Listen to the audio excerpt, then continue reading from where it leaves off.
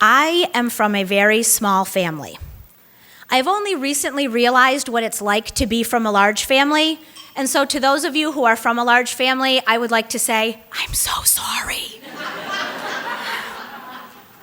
One of the many benefits of being from a small family is that I got my grandparents for every single holiday.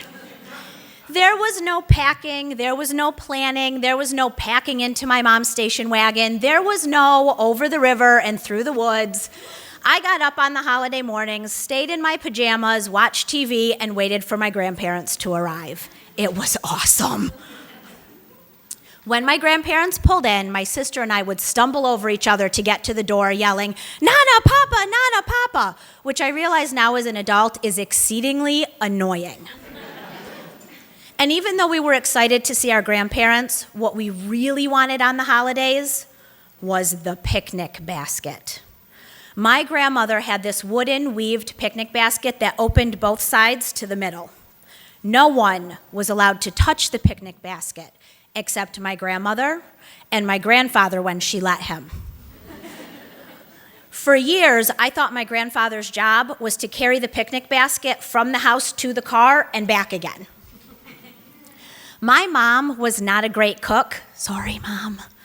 And so my grandmother's job was to bring that picnic basket full of all of the food that makes the holidays the holidays. My grandfather would set it down on the table, and my grandmother would open one side, and out would come Pyrex dishes full of homemade pickles, 2 kinds of sweet potatoes, candied yams, and always a mason jar full of some mysterious white liquid that somehow transformed turkey drippings into the world's best turkey gravy. That basket was like Mary Poppins' bag. No matter how many Pyrex dishes she pulled out of it, you knew there were more in the bottom, because nestled in the bottom were the pies. Every holiday, regardless of which one it was, I knew that there was a perfect lemon meringue pie sitting in the bottom of that picnic basket just for me. Now, in order to understand the rest of this story, you need to know a little something about my grandfather. Like many North Country men that I know, he didn't speak much. As a matter of fact, I heard him say 2 phrases from the time I was born till the time I left for college.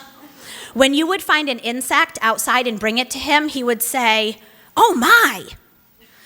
And when you woke up in the morning from spending the night and you said, "Papa, can I have pancakes for breakfast?" he would say, "Let's just see about that." And that was all. So after my grandmother unloaded the basket to her content, she would go in the living room to visit with my father. My grandfather, that was his cue. He would wink, nod, point at the basket, and lift up one side, just enough so that you could get close and peer in. And as soon as your nose got close enough that he could catch it, he would let go and slam the lid shut. It's like that scene in Pretty Woman with the necklace and when she tries to reach for it and he closes the box on her fingers. I never got tired of that game, and he never once actually caught my nose. At the end of a meal, it was like the loaves and the fishes. That dinner became a refrigerator full of leftovers and a picnic basket full of packed Pyrex dishes, also containing leftovers. And out would go my grandfather, picnic basket on one arm, grandmother on the other. My grandfather was the light of my life. I loved him very much. He was my best friend. As often happens, the picnic basket got misplaced. I never became the cook that my grandmother was, and so my picnic basket was actually 2 plastic grocery bags full of food from the bakery. My grandfather didn't live to see me graduate from college. He didn't live to see me get married or have kids, and he didn't live to see my marriage fall apart. That was a hard Christmas. When my girls and I decided to head out on our own, we had enough money for a tree, but we weren't allowed to take our Christmas ornaments. No baby's first Christmas. No reindeer antlers made with finger paint in kindergarten. and I couldn't afford to buy new ornaments. So I sent a message out to all of my friends, pleading with them that if they had extra ornaments, could we please borrow them just for one Christmas? The next day I came home, and sitting on the front steps, miraculously, had appeared my grandmother's picnic basket. Inside was a note from a woman I had not spoken to in many years. She said she had brought in ornaments, and she was afraid they would break.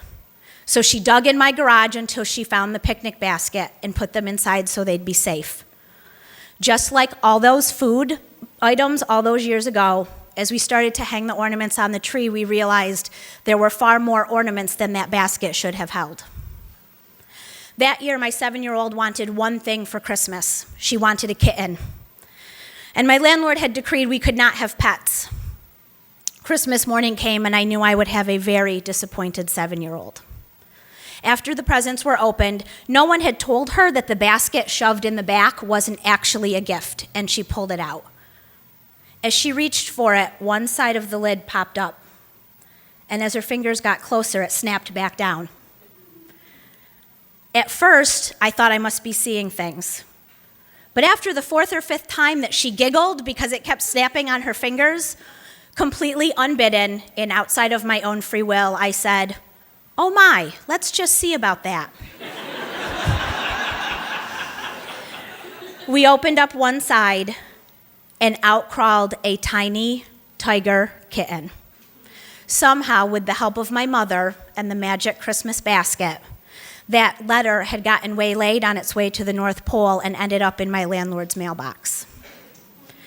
I realized that that basket is full of Christmas magic, but I realized something more that day. On that holiday, regardless of what comes out of the basket, because of it, we are all full of love.